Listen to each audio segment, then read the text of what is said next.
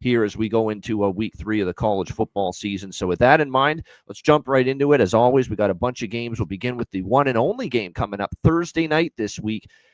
It's an ACC battle, the NC State Wolfpack and the Wake Forest Demon Deacons. NC State 7-point road favorites, 53.5 the total in this game. And like I said, much better week, but one of the unfortunate results, Virginia plus 3.5, guys. You're up by 10 at halftime. What happened? Well, the NC State offense happened. They had no answers at all in the second half for the Wolfpack offensively, just moving that football down the field without much resistance.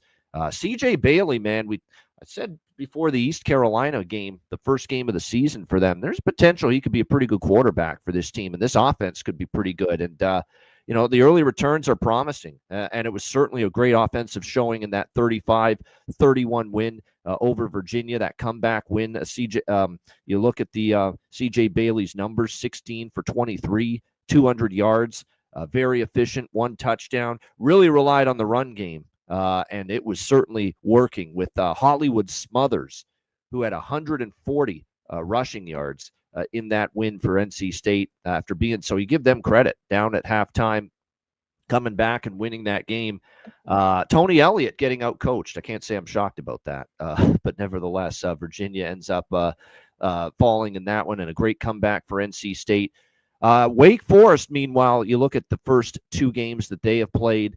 It's definitely going to be their toughest opponent so far. They've played Western Carolina and Kennesaw in their first 2 games. And remember, the offense against Kennesaw State, they escaped with a 1-point victory, 10-9, and the offense just really wasn't all that effective. They couldn't run the football, actually, against Kennesaw State, held to just 130 rushing yards on 47 attempts. That's certainly not good as far as getting the run game going. We'll see if that improves here. Obviously, they played Western Carolina last week. Things were a lot better. They were able to run the ball, 273 rushing yards, nice balanced attack, 269 through the air with Robbie Ashford, the Auburn transfer, as their quarterback. It's interesting. Wake Forest, we'll see how they fare offensively. NC State, we saw on defense, at least against Virginia, there's still some questions there. And that's the unit that didn't play great last year, and I had questions about them going into this game. Weather looks fine on Thursday night, so my initial lean early in the week is over this total. I'm not ready to lay 7 on the road with NC State. They had a nice comeback against Virginia.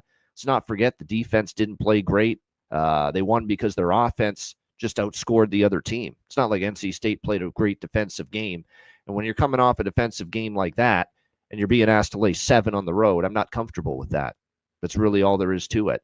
We'll see with Wake. The problem, because I lean Wake at +7 or better. But my concern is with Wake, you haven't played anybody yet. And you really struggled in that first game with Kennesaw State. And so that does bother me a little bit because this is by far the toughest opponent they faced. But my early week leans in a game that I haven't bet yet, but my early week leans are Wake and the over here. What do you think here, C-Mac, NC State, Wake Forest? Yeah, I don't know if I bet this game here, at least from what I'm talking about right here on a Monday morning. You mentioned it. I think it's a little bit, they haven't played anybody. It's tough for me to trust Ashford as a quarterback. I just don't think he was very good. I mean, we've talked about him plenty of times at all. I like the defense looked better. They shut down the run, did Wake. I mean, they're playing Western Carolina. This is what the score should have been, right? So they had a few big runs and a few big pass plays.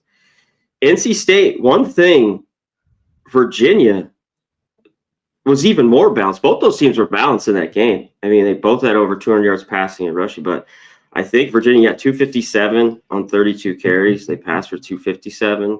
So now they go on the road, even though still it's Wake, but still on the road. Their defense needs to be a little bit better. That's how I feel. I can't just right now lay 7 with NC State. I'm sure a lot of people are, though. After 2 wins, watch out. So I'll be looking at Wake here a little bit more as the week goes on. Yeah, the NC State run defense was not good, and I think we're pretty convinced that when you're talking about Robbie Ashford as your quarterback, they don't want him throwing it 30, 40 times. No way. They want to have a run game that's going to work. And, NC State's run defense was not that great against Virginia. So if Wake can run the football, I think they can stay in this game and probably have success offensively. I think they can run the football here, and that's kind of why I think they can stay close. Take care of the ball, though. Take care of the ball. Those are things I think that have to happen, but yeah. And if they can, I think it's close. And like I said, if they can run the football, they can put up points. If they can't run the football, they can't put up points. That's kind of the way I feel about Wake's offense this year. So that's why I also think it's got a chance to go over. Plus, I don't know how good Wake's defense is. You played Kennesaw State, who's totally rebuilding, and Western Carolina. NC State's got a damn good offense. So I don't know if I trust that Wake defense. It's kind of why I think the over could be in play there.